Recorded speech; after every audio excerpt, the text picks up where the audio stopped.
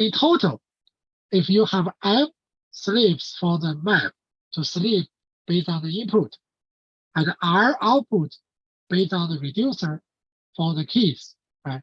In the middle, you will have M times R partitions, right? We need to do. So to go to the system, right? So the Google file system will go into, for each sleep split, you go to one of the worker, and the worker will read the data from the disk, and then write the intermediate result to the disk again. And so each mapper will have the same map function, and the reducer will read the intermediate data from the disk, and then to apply the reduce function to get the final output. The master node, this master node is for map reduce, will coordinate for the marker and also the shuffle, the communication among them. So there are total M plus R task stages, right? M workers and R tasks, and M times R state, right, for different other locations. So the improvement they do is that for performance, right, there may be some stragglers, as I told you previously. Most of the tasks already finished, but we are still waiting for one or two mappers to be finished, right? So what they do is that they will duplicate those tasks and try to finish them quickly. And they can also skip some bad record. Right? So if you have some failure, skip them, right? So that you can finish the job as quickly as possible. So they provide some utilities, right? You can do the sort inside the partition, right? This is similar to when you learn the algorithm, right? Many algorithm you need to sort, right? So this gives you a lot of benefit for later search and other operations. You can also combine, right? Locally, you can already do some partial reduce, so that the data you communicate may be much smaller. You may have additional output and status information, counters, and for debugging and for other purposes. Right. Okay, let's see the performance of this. The horizontal axis here is the seconds, and the y-axis is the input. Right. You can see they read the data in. Right. So they do a lot of local operation to have. They have a 1,800 machines. They read 1 terabyte of data at the peak of 31 gigabytes per second. Right? This is fairly fast at that state. This is when Google published the paper is roughly 10 years ago. Right?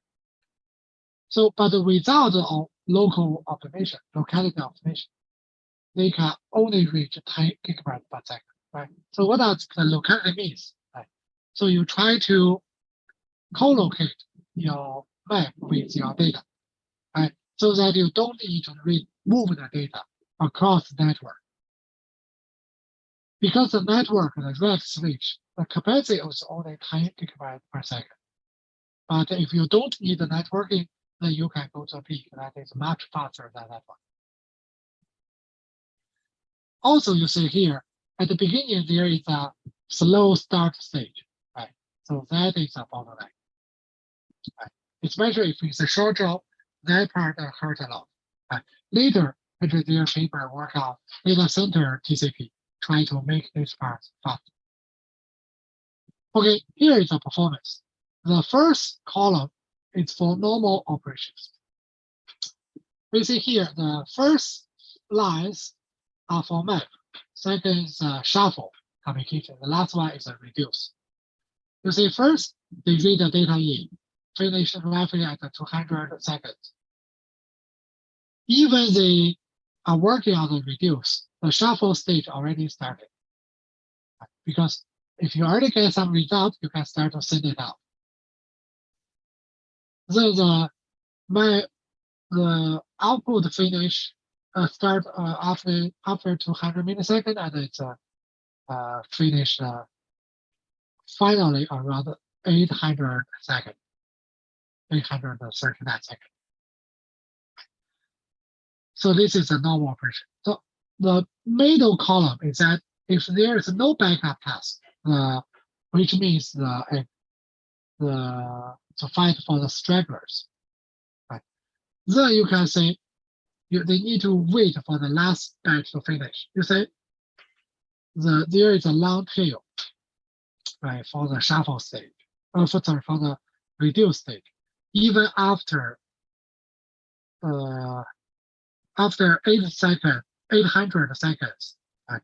You say almost there's no activity, but still need to wait until the last set to finish. Right? This makes this job finish roughly 50% slower than the normal operation. The last one, they try to say they kill 200 processes. Now you say you first have the map and then you kill them, then you need to subtract it, right? But still, it's almost finished at the same time. So they can, this is for MapReduce sort. So basically, to summarize, the technologies used here, right? So for replication, it's using Google file system and the eraser coding for storage. And the sharding and the partitioning, those used for both Google file system and MapReduce tasks. Load balancing for both of them. And health check for both of them. Integrity check for both of them. Compression, Google file system, they do use that compression. And the eventual consistency, this is using Google the GFS master. Centralized controller for both. And redundant execution using MapReduce. Okay, so summary. Right?